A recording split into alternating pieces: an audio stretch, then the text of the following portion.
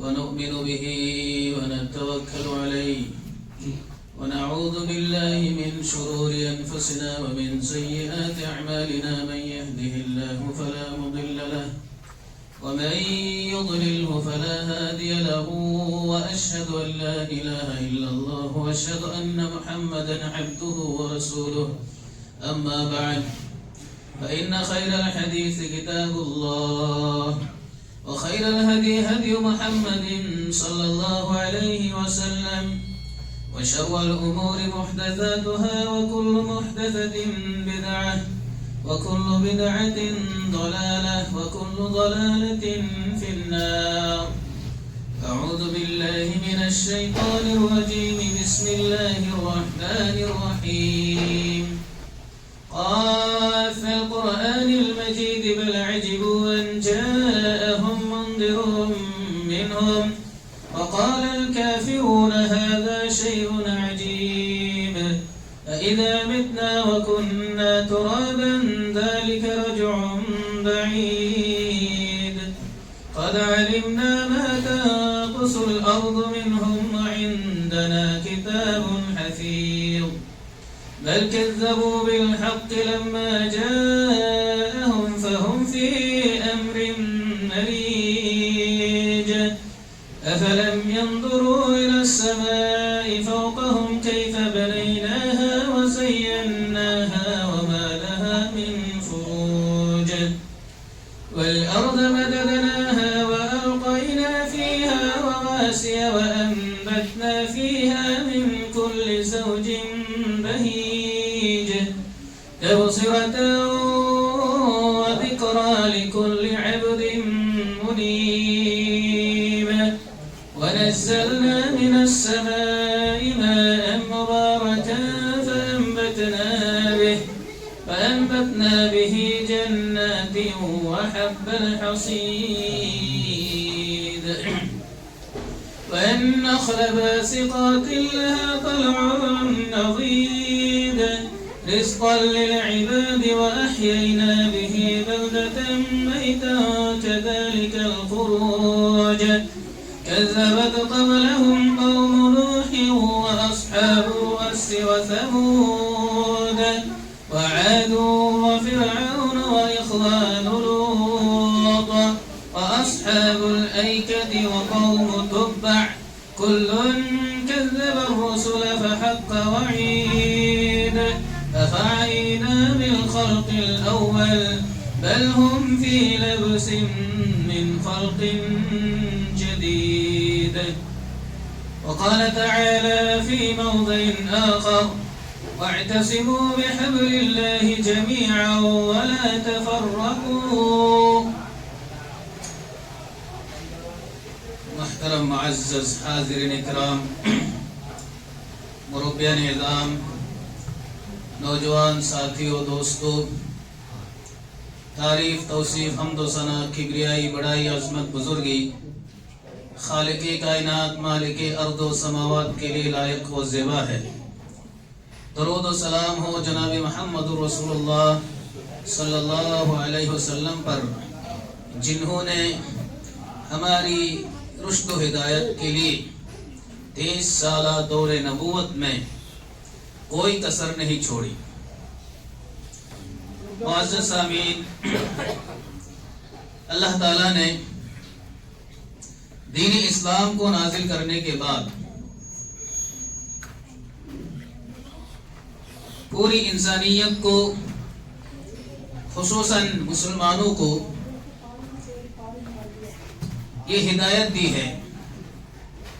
اللہ تعالیٰ نے یہ نصیحت کی ہے وَاعْتَصِمُوا بِحَبْلِ اللَّهِ جَمِيعًا وَلَا تَفَرَّقُوا کہ تم اللہ کی رسی کو مضبوطی سے تھام لو اور تفرقہ بازی اختیار نہ کرو، فرقہ پیدا نہ کرو، اختلاف پیدا نہ کرو.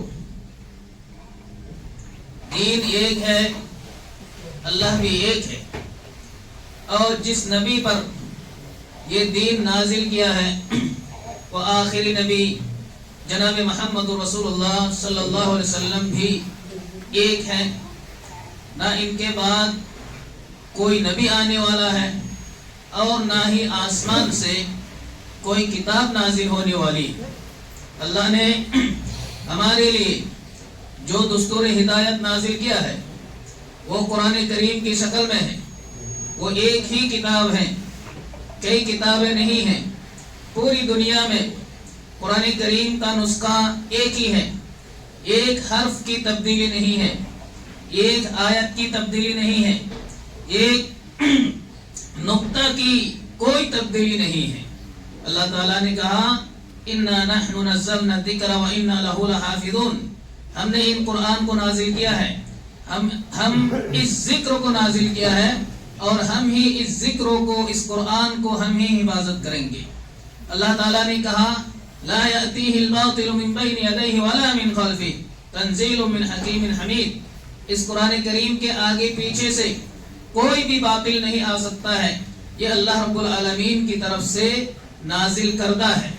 اللہ تعالیٰ نے کہا الف لام میم ذالک الکتاب لا ریب فیہ، یہ وہ کتاب ہے، یہ وہ کتاب ہے جس میں کسی قسم کی کوئی شک شبہ کی کوئی گنجائش نہیں ہے۔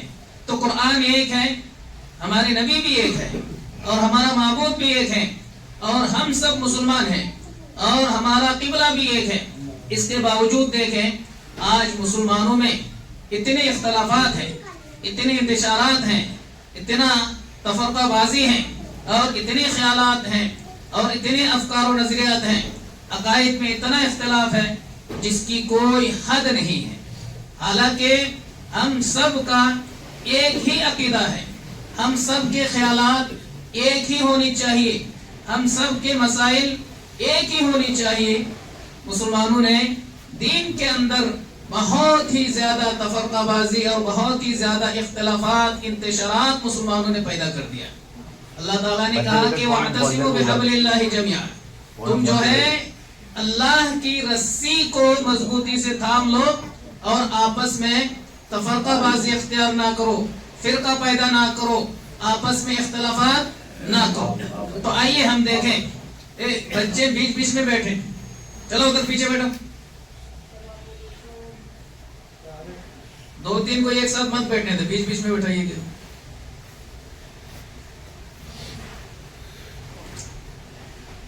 تو اللہ کا جو پیغام ہے، اللہ کا پیغام پوری امت کے لیے ایک ہے، مختلف نہیں ہے۔ توحید کا پیغام سب کے لیے عام ہے، رسالت کا پیغام سب کے لیے عام ہے۔ اس کے باوجود دین میں تفرقہ بازی، اختلافات، انتشارات، یہ سب اسلام کے خلاف ہیں۔ اسلام کے سب کیا ہے؟ خلاف ہے۔ اللہ تعالیٰ نے کہا کل حزب بما لدیہم فرحون، ہر گروہ جو ہے بہت ہی خوش ہے۔ ہر گروہ، جتنے گروہ ہیں مسلمانوں کے، سب ہر گروہ اپنے آپ کو پکا سچا مومن مسلمان سمجھتا ہے، ہر گروہ اپنے آپ کو جنتی سمجھتا ہے۔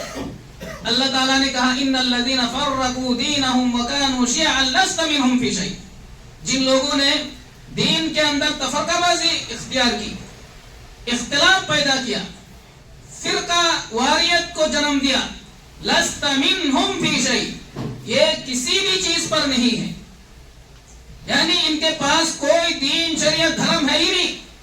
لست منہم فی شیء، کسی بھی چیز پر نہیں ہے، ان کی کوئی اہمیت نہیں ہے، دین ایک ہے۔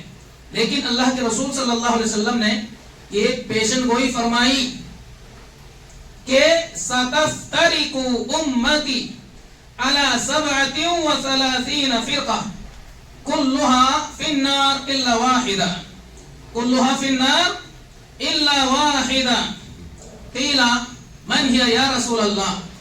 قال ما أنا عليه وأصحابي۔ اس حدیث کو سمجھنے کی سخت ضرورت ہے۔ دین ایک ہے، شریعت ایک ہے۔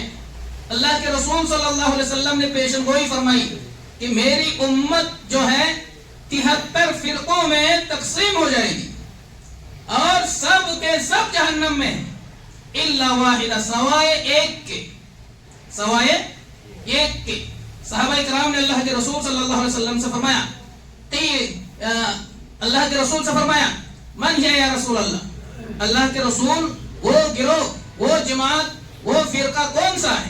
اللہ کے رسول صلی اللہ علیہ وسلم نے فرمایا ما انا علیہ و اصحابی، جو میرے طریق پر ہے، جو میرے طریق پر ہے اور میرے صحابہ پر ہے۔ اب اس پر غور فرمائی، اللہ کے رسول نے صرف اپنی طرف نسبت نہیں کی، حالانکہ اتنا کافی تھا کہ جو گروہ میرے طریق پر ہوگا وہ گروہ جنت میں جائے گا۔ اللہ کے رسول نے ایسا نہیں فرمایا، ساتھ ساتھ یہی کہا کہ جو میرے طریق پر ہے، یعنی جو گروہ میرے طریق پر ہوگا، میرے طریقے پر ہوگا، میری سنت پر ہوگا اور صحابہ کرام کے طریق پر ہوگا۔ کیوں ایسا؟ کیونکہ صحابہ کرام نے دین کو سمجھا، صحابہ کرام نے دین کو دوسروں تک پہنچایا، صحابہ کرام نے دین کا صحیح مفہوم ہمیں بتلایا، صحابہ کرام کی فہم کو اللہ تعالیٰ نے بطور حجت کے یہ آیت نازل فرمائی، یہ حدیث اللہ کے رسول نے بیان فرمائی۔ اسی طرح آپ قرآن میں دیکھیں کہ من یشاقق الرسول من بعد ما تبین له الهدى ويتبع غیر سبیل المؤمنین نولہ ما تولى ونصلہ جہنم وساءت مصیرا، کہ جو بھی آدمی رسول کی مخالفت کرے گا، جو بھی آدمی رسول کی مخالفت کرے گا، وَيَتَّبِعْ غَيْرَ سَبِيلِ الْمُؤْمِنِينَ، اور غیر سبیل المؤمنین کی راہ پر چلے گا، یعنی صحابہ کرام یعنی مومنین کی راہ چھوڑ کر کسی اور راہ پر چلے گا، کسی اور طریقے پر چلے گا، کسی اور راستے پر چلے گا، نُوَلِّهِ مَا تَوَلَّى وَنُصْلِهِ جَهَنَّمْ، ایسے لوگوں کو ہم جہنم کی طرف دھکیل دیں گے۔ اب اس آیت کریمہ میں آپ دیکھیں، اللہ کے رسول نے صرف اتنا نہیں کہا کہ صرف میری اطاعت نہیں، ساتھ میں کہا جو صحابہ کرام کے راستے کو چھوڑ دے گا اس کا ٹھکانہ کیا ہوگا؟ جہنم ہوگا۔ تو یہاں پر بھی اللہ رب العالمین نے صحابہ کرام کے فہم اور صحابہ کرام کو اللہ تعالیٰ نے معیار بنایا۔ کیونکہ دین کو سمجھنے کے لیے صحابہ کرام کا فہم سمجھنا اور ان کی تفسیر سمجھنا، ان کی تشریحات سمجھنا، ان کی توضیحات سمجھنا انتہائی ضروری ہے، ورنہ ہمیں دین سمجھ میں نہیں آئے گا، ہمارے نصیب میں گمراہی آئے گی۔ جتنی گمراہیاں پیدا ہو رہی ہیں اور ہوئی ہیں، اس کی بنیادی وجہ یہ ہے کہ ان لوگوں نے دین کو صحابہ کرام کے طرز پر، صحابہ کرام کے فہم پر، صحابہ کرام کی تفسیر و تشریح پر نہیں سمجھا، اسی لیے گمراہی آئی، اسی لیے فرقہ پیدا ہوئے، اسی لیے خیالات مختلف ہوئے، اسی لیے عقائد و نظریات سب کے مختلف ہوئے۔ اگر ہم چاہتے ہیں کہ ہم سب کا، تمام مسلمانوں کے عقائد ایک ہو، افکار و نظریات ایک ہو، تو ہم سب کو صحابہ کرام کے فہم پر جمع ہونا پڑے گا، ورنہ ممکن نہیں ہے، ورنہ کسی بھی صورت میں ممکن نہیں ہے۔ اللہ کے رسول صلی اللہ علیہ وسلم نے دیکھے نجات پانے والا گروہ کون ہے؟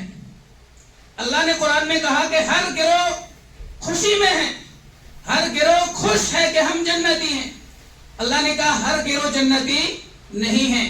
اللہ کے رسول صلی اللہ علیہ وسلم نے ایک حدیث بیان فرمائی ہے، آپ حدیث نمبر نوٹ کر لیں، آپ خود اس حدیث کی تفسیر دیکھیں، تشریح دیکھیں کہ صحابہ کرام نے، علماء کرام نے، محدثین نے، مفسرین نے، مجتہدین اعظام نے اس حدیث کی کیا تفسیر بیان فرمائی ہے۔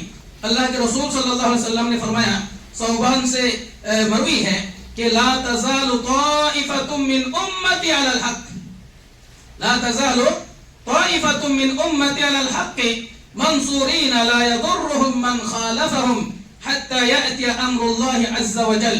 یہ مسلم کی حدیث ہے، جلد نمبر 2 صفحہ نمبر 143، مسلم کی حدیث ہے۔ اس کا ترجمہ کیا ہے؟ اللہ کے رسول صلی اللہ علیہ وسلم نے بیان فرمایا کہ لا تزال طائفہ، ہمیشہ ایک گروہ رہے گا۔ جو یہ عربی جانتے ہیں، لا تزالو یعنی ہمیشہ، یعنی عہد رسالت سے یعنی میرے زمانے سے کب تک؟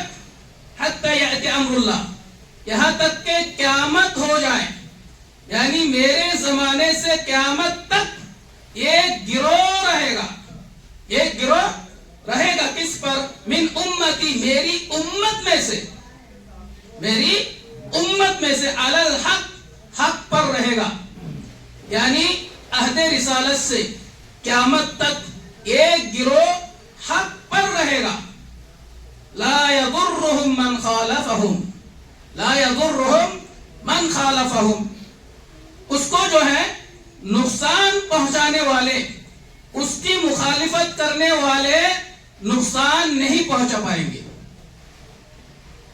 یہاں طائفہ کا لفظ ہے، طائفہ کا معنی کیا ہے؟ گروہ، یعنی اس میں قلت ہے، یعنی چند لوگ ہی صحیح عہد رسالت سے عہد قیامت، قیامت تک ایک گروہ قائم رہے گا حق پر، اور اللہ کے رسول فرما رہے ہیں کہ اس کے خلاف مخالفت ہوگی، اس کے خلاف نفرتیں پھیلائی جائیں گی، اس کے خلاف بہت زیادہ آواز بلند کی جائے گی، اس کے خلاف پلاننگیں ہوں گی، منصوبہ بندیاں ہوگی، انہیں گالیاں دی جائے گی، ان کو بدنام کیا جائے گا، ان پر الزام لگایا جائے گا، طرح طرح کے القاب سے انہیں، برے القاب سے انہیں پکارا جائے گا، لیکن وہ گروہ جو ہے قیامت تک زندہ رہے گا اور وہ حق پر زندہ رہے گا۔ اب دیکھیں اس گروہ کی میں تشریح کروں گا انشاءاللہ، منمانی تفسیر نہیں بلکہ حوالے کے ساتھ۔ سلف نے کیا تفسیر فرمائی؟ پہلے سمجھتے حق کیا ہے، یعنی حق پر رہے گا وہ گروہ، پہلے حق سمجھ لیتے ہیں۔ اللہ رب العالمین نے کہا وَإِذَا قِيلَ لَهُمْ آمِنُوا بِمَا أَنزَلَ اللَّهُ قَالُوا نُؤْمِنُ بِمَا أُنزِلَ عَلَيْنَا وَيَكْفُرُونَ بِمَا وَرَاءَهُ وَهُوَ الْحَقُّ، یہاں حق کا لفظ ہے، وَهُوَ الْحَقُّ مُصَدِّقًا لِمَا مَعَهُمْ، یہ سورہ بقرہ آیت نمبر 91 ہے۔ آپ اس میں دیکھیں اللہ تعالیٰ نے لفظ حق یہاں پر استعمال کیا، کس کی استعمال کیا؟ قرآن کے لیے استعمال کیا، اور جب انہیں کہا جاتا ہے کہ تم کیا کرو، وَإِذَا قِيلَ لَهُمْ، اور جب انہیں کہا جاتا ہے آمنوا بما انزل اللہ، کہ تم جو ہے ایمان لے آؤ جو کچھ اللہ تعالیٰ نے نازل کیا، جو کچھ اللہ تعالیٰ نے نازل کیا، کس چیز کو نازل کیا؟ تنزیل من الرحمن الرحیم، قرآن کریم کو اللہ تعالیٰ نے کیا کیا؟ نازل کیا۔ قالوا، وہ کیا کہتے ہیں؟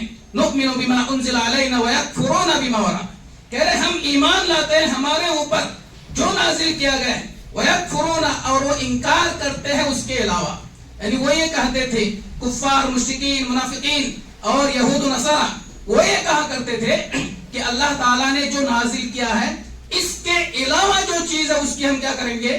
اتباع کریں گے، اور اللہ تعالیٰ نے کیا کہا؟ وَهُوَ الْحَقُّ، اور یہی حق ہے، یعنی ہم نے جو نازل کیا ہے یہی کیا ہے؟ حق ہے۔ اللہ کے رسول صلی اللہ علیہ وسلم نے کیا فرمایا؟ ایک گروہ ایسا ہوگا جو حق پر قائم رہے گا، تو حق کیا ہے؟ کیا معلوم ہو حق کیا ہے؟ حق قرآن کریم ہے، جس کو اللہ تعالیٰ نے نازل کیا وہ کیا ہے؟ حق ہے، اور حق ہونے کی دلیل اللہ رب العالمین نے یہاں بیان فرمائی۔ دوسری دلیل دیکھیں، وَآمِنُوا بِمَا أُنزِلَ عَلَى مُحَمَّدٍ وَهُوَ الْحَقُّ مِن رَبِّهِمْ، ایک حق کیا ہو گیا؟ قرآن کریم۔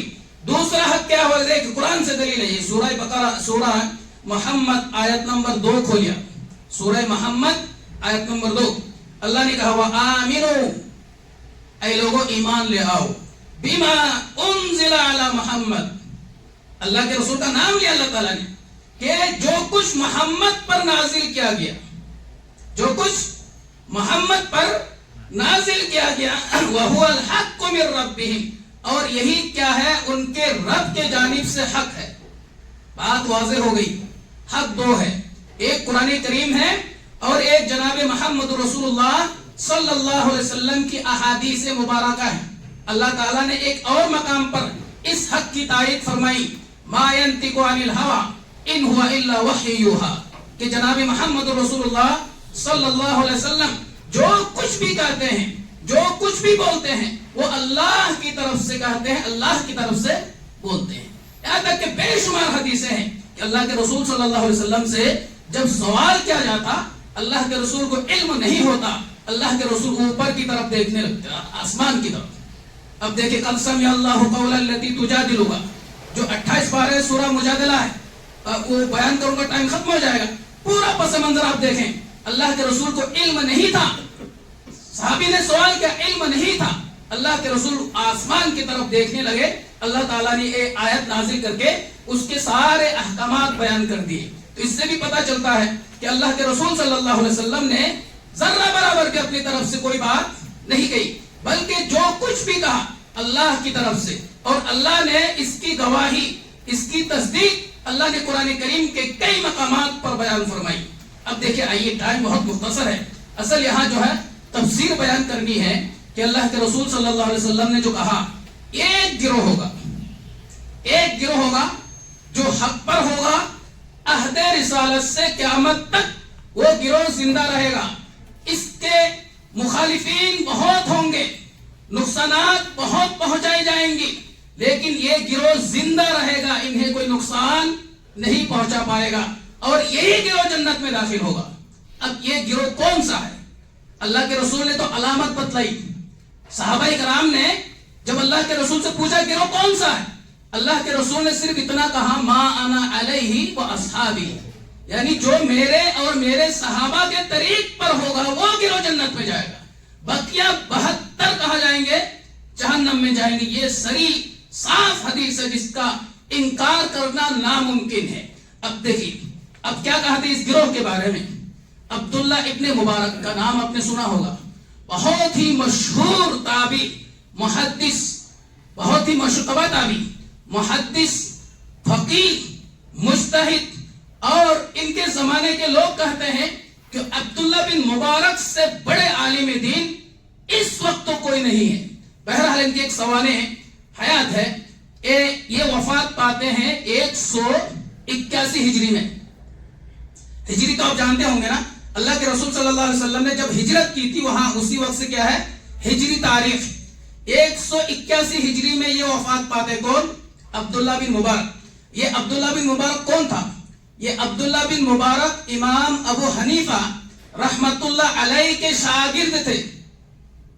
عبداللہ بن مبارک امام ابو حنیفہ رحمت اللہ علیہ کے کیا تھے؟ شاگرد تھے. کیا بیان اسی گروہ کے بارے میں وہ کیا کہتے ہیں؟ ہم عندی اصحاب الحدیث. عبداللہ بن مبارک کا قول ہے. یہ قول کہاں لکھا ہوا ہے؟ شرف اصحاب الحدیث، ایک حدیث کی کتاب ہے شرف اصحاب الحدیث، صفحہ نمبر 15.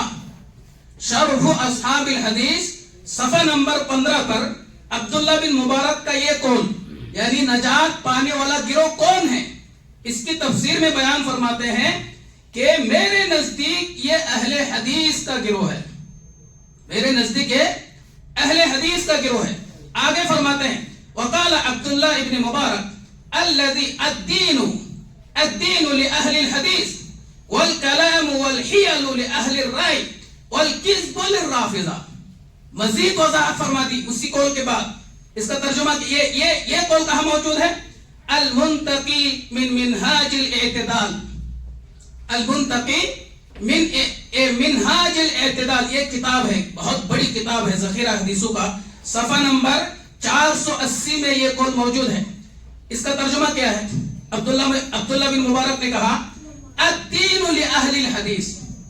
یہ بالکل یہی لفظ وہاں موجود ہے کہ دین جو ہے اہل حدیث کے لیے ہے. دین پر تو اہل حدیث ہیں.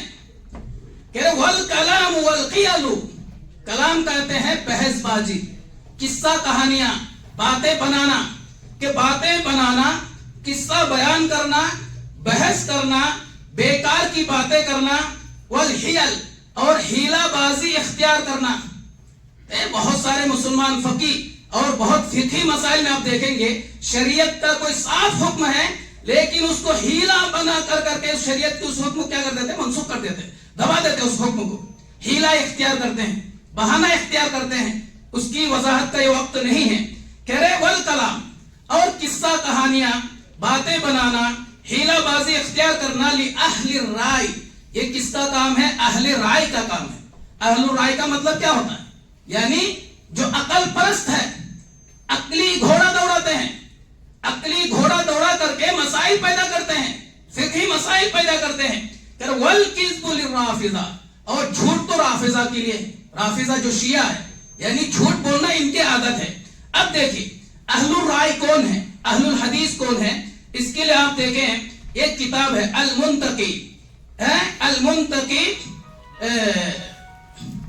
نہیں، الملل والنحل، الملل والنحل، صفحہ نمبر 1، جلد نمبر 1، صفحہ نمبر 206 207 میں بالکل وضاحت فرمائی. کنہوں نے؟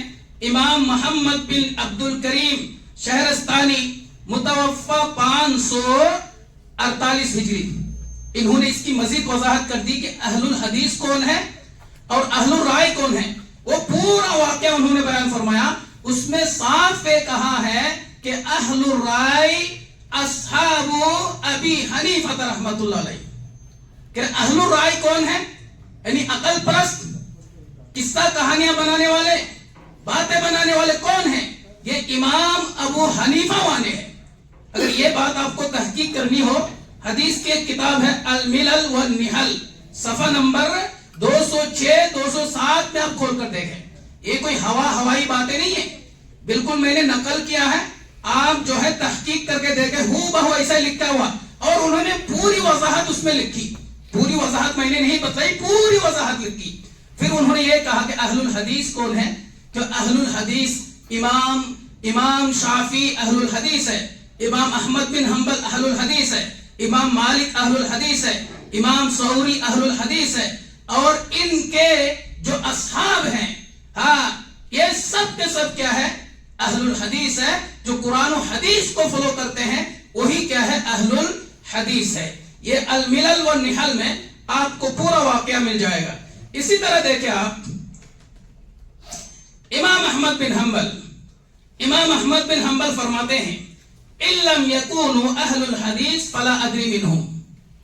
یعنی فرقہ ناجیہ، یعنی جو گروہ جنت میں جائے گا، جو گروہ صحابہ کے طریقے پر اور اللہ کے رسول صلی اللہ علیہ وسلم کے طریقے پر ہے، وہ گروہ کون ہے؟ امام احمد بن حنبل فرماتے ہیں اِلَّمْ يَكُونُوا أَهْلُ الْحَدِيثِ، اگر یہ اہل الحدیث نہیں ہے، فَلَا أَدْرِي مَنْ هُمْ، تو مجھے معلوم نہیں کون ہے. اگر یہ اس گروہ سے مراد، نجات پانے والے گروہ سے مراد اگر اہل الحدیث نہیں ہے تو مجھے معلوم نہیں ہے گروہ کون سا ہے. یعنی یہ گروہ کیا ہے؟ اہل الحدیث ہی ہیں. اب امام احمد بن حنبل وفات فرماتے ہیں 241 ہجری میں، 241 ہجری میں. اب یہ سب کے سب بہت پرانے قول ہیں، بہت آگے کی قول ہے، بہت آگے کی تفسیر ہے، تشریح ہے. جو لوگ کہتے ہیں نا کہ یہ اہل الحدیث ایک نیا فرقہ ہے، انہیں ہوش کے ناخن سنبھالنا چاہیے، انہیں کتابیں پڑھنی چاہیے، انہیں محدثین کے اقوال پر نظر ہونی چاہیے. جہالت کی بنیاد پر انسان اپنی منہ سے زبان سے کچھ بھی بول دیتا ہے، ان کے پاس کوئی ثبوت، کوئی دلیل، کوئی حوالہ کچھ بھی نہیں ہوتا ہے. ایسے ہی اٹل بچوں باتیں، بچوں جیسی حرکتیں کرتے رہتے ہیں. ان لوگوں کو اللہ رب العالمین ہدایت عطا فرمائے. اب اسی طرح دیکھیں امام بخاری کیا فرماتے ہیں اس گروہ کے بارے میں. امام بخاری فرماتے ہیں یعنی اہل الحدیث، اس گروہ سے مراد کیا ہے؟ اہل الحدیث. امام بخاری کی شخصیت پر اور امام بخاری پر پوری امت کا اتفاق ہے، پوری امت کا، کسی کا کوئی اختلاف نہیں. وہ اس حدیث کی تشریح میں کہتے ہیں کہ اس سے مراد کیا ہے؟ اہل الحدیث ہے. یہ قول آپ کو کہاں ملے گا؟ شرف اصحاب الحدیث، صفحہ نمبر 15 پر امام بخاری کی یہ تشریح، یہ قول آپ کو مل جائے گا. اسی طرح دیکھیں امام ترمذی کیا فرماتے ہیں؟ ہم اصحاب الحدیث، اس سے مراد کیا ہے؟ اہل الحدیث ہے. یہ بھی شرف اصحاب الحدیث صفحہ نمبر 15 پر یہ وضاحت آپ کو مل جائے گی. دیکھیں آگے ایک اور مزید وضاحت. ایک بہت بڑے محقق محدث جس کو کہتے ہیں صحیح ابن حبان کا نام آپ نے سنا ہوگا، صحیح ابن حبان، یہ بھی حدیث کی ایک بہت مشہور کتاب ہے. وہ اس حدیث کو نقل کرنے کے بعد بیان فرماتے ہیں ھذا بیان صحیح، ھذا بیان صحیح علی ان اول الناس برسول اللہ صلی اللہ علیہ وسلم فی القیامت اہل الحدیث. ایک حدیث دیکھیں، وہ حدیث پہ سناؤں گا بھی آپ کو، پھر یہ بات بالکل واضح ہو جائے گی. کیا فرماتے ہیں کہ یہ بات بالکل درست ہے. امام ابن حبان فرماتے ہیں، یہ کہاں پر ملے گا آپ کو؟ جواہر البخاری، حدیث کی کتاب ہے، صفحہ نمبر 14، جواہر البخاری صفحہ نمبر 14 پر امام محمد ابن حبان کا یہ قول کیا فرماتے ہیں کہ یہ بات بالکل درست ہے، یہ بات بالکل صحیح ہے کہ قیامت کے دن اللہ کے رسول صلی اللہ علیہ وسلم سے سب سے قریب اہل حدیث ہوں گے. ایک حدیث ہے کہ قیامت کے دن جو ہے اللہ کے رسول سے قریب ہونے والے اہل الحدیث، اسی کی وضاحت کرتے ہوئے انہوں نے تائید فرمائی کہ اس میں کوئی شک نہیں ہے کہ قیامت کے دن اہل الحدیث جو ہے اللہ کے رسول صلی اللہ علیہ وسلم کے سب سے قریب ہوں گے. دیکھیے قرآن کی ایک آیت اب سنیے، یوم ندعو کل اناس بامامہم. اب جو یہ جاہل مفتیان کرام ہیں وہ کہتے ہیں جو قیامت کے دن جو ہے اپنے اپنے اماموں کے ساتھ بلایا جائے گا. اب اہل الحدیث کو کہا، ان کا تو کوئی امام ہی نہیں ہے، ان کو کن کے ساتھ بلایا جائے گا؟ اب دیکھیں عوام کو کس قدر کیسے بیوقوف بناتے ہیں. آپ اس کی تفسیر کھول کے دیکھیں، تفسیر ابن کثیر یہاں بھی موجود ہے، یہاں بھی آپ دیکھ سکتے ہیں، ہندی میں ہے اور اس میں اردو میں بھی ہے. دیکھیں یوم ندعو کل اناس بامامہم، سورہ بنی اسرائیل کی آیت نمبر 71 ہے. اس کا ترجمہ یہ ہے قیامت کے دن ہر کسی کو اپنے اپنے اماموں کے ساتھ بلایا جائے گا.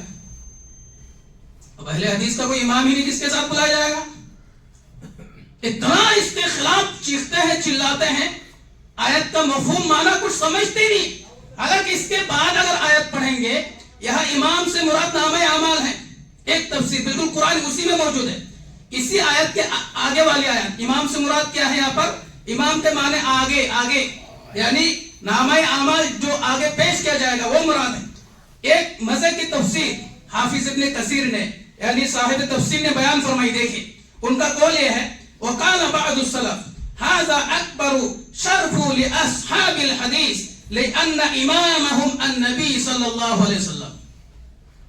ابن کثیر کیا فرماتے ہیں کہ بعض سلف نے تفسیر کی ہے کہ یہ بہت ہی شرف کی بات ہے، قیامت کے دن اہل حدیث کا امام جناب محمد رسول اللہ صلی اللہ علیہ وسلم ہوں گے. اب جو یہ تفسیر کی کتاب ہے، ان تفسیروں کی سند موجود ہے، یہ ہوائی باتیں نہیں ہیں، پوری سند بتاتے ہیں، پوری سند موجود ہے. بلکہ بعض سلف نے تفسیر کی ہے قیامت کے دن اہل الحدیث کا امام کون ہوگا؟ جناب محمد رسول اللہ صلی اللہ علیہ وسلم ہوں گے. اب دیکھیں اللہ کے رسول صلی اللہ علیہ وسلم کی ایک حدیث، چونکہ موضوع بہت اہم ہے، ٹائم ختم ہوتے جا رہا ہے. اللہ کے رسول صلی اللہ علیہ وسلم نے بیان فرمایا، ایک حدیث میں آپ کو سنا رہا ہوں، رواہ الطبرانی فی القول البدی. یہ فی القول البدی، القول البدی ایک حدیث کی کتاب ہے، اس پہ صفحہ نمبر 251 میں آپ کھولے، حدیث آپ کو مل جائے گی. طبرانی نے روایت کی ہے، حضرت انس سے ہے. انہوں نے کہا رسول صلی اللہ علیہ وسلم نے فرمایا، کان یوم القیامت یجیء اصحاب الحدیث. اللہ کے رسول صلی اللہ علیہ وسلم نے فرمایا قیامت کے دن میرے پاس اہل الحدیث آئیں گے، ومعهم المحابر فیقول اللہم انتم اصحاب الحدیث، انتم اصحاب الحدیث طالما کنتم تکتبون الصلاة بین مسلم فطلقوا الى الجنہ. اہل الحدیث آئیں گے اور اللہ کے رسول صلی اللہ علیہ وسلم فرمائیں گے، اے اہل حدیثوں خوش ہو جاؤ اور بہت ہی مسرت کے ساتھ تم جنت میں داخل ہو جاؤ. اس میں لفظ اہل الحدیث ہے، یہ حدیث ہے. اب یہ حدیث کی کتاب یہاں اگر ہوتی میں کھول کے آپ کو یہ حدیث دکھا دیتا. ایک دیکھیے ایک اور قول ان کا امام ابو الحسن محمد بن عبداللہ بن بشر فرماتے ہیں کہ میں نے رأیت النبی صلی اللہ علیہ وسلم فی المنام، میں نے اللہ کے رسول صلی اللہ علیہ وسلم کو خواب میں دیکھا. فقلت، تو میں نے کہا اللہ کے رسول سے، من الفرقہ الناجیہ من 73 فرقۃ. میں نے اللہ کے رسول سے فرمایا کہ اللہ کے رسول جو اتنے فرقے ہوں گے، 73 فرقے ہوں گے، ان میں سے ایک جنت میں جائے گا، وہ فرقہ کون سا ہے؟ وہ فرقہ کون سا ہے؟ اللہ کے رسول نے فرمایا انتم یا اصحاب الحدیث، اے اہل حدیثوں وہ گروہ تم ہو. یہ حدیث آپ کو کہاں ملے گی؟ شرف اصحاب الحدیث صفحہ نمبر 14 پر یہ خواب سند کے ساتھ موجود ہے، بالکل سند کے ساتھ موجود ہے. تو آج جو اتنی باتیں ہوتی ہیں کہ اہل حدیث یہ فرقہ بندی ہے، یہ ہے وہ ہے، جن کے پاس کوئی علم نہیں ہوتا ہے، اس طرح کی بد زبانی اور اس طرح کے جو ہے اٹکل بچوں کی باتیں، بچوں جیسی حرکتیں کرتے رہتے ہیں. اہل الحدیث کا لفظ یہ کوئی بناوٹی لفظ نہیں ہے، یہ صحابہ کرام کا دیا ہوا لفظ ہے. صحابہ کرام اپنے آپ کو اہل الحدیث کہتے تھے، مفسرین محدثین اپنے آپ کو اہل الحدیث کہتے تھے. یہ حدیث سے یہ لفظ ثابت ہے کہ اللہ کے رسول صلی اللہ علیہ وسلم نے اپنے پیروکاروں کو اہل الحدیث کہا، اہل الحدیث کا اپنے پیروکاروں کو۔ یہ نام کیوں پڑا، کیسے پڑا، یہ ایک بہت لمبی تاریخ ہے، اور یہ نام پڑھنا ضروری تھا، ورنہ گمراہ فرقوں کے درمیان کوئی تمیز نہیں۔ حضرت علی رضی اللہ تعالیٰ عنہ کے زمانے میں جب اتنے فرقے پیدا ہو گئے، روافض پیدا ہو گئے، خوارج پیدا ہو گئے، ناستی پیدا ہو گئے، جو اسلام سے عقیدتاً کیا ہے، خارج ہے، وہ بھی اپنے آپ کو مسلمان کرنے لگے۔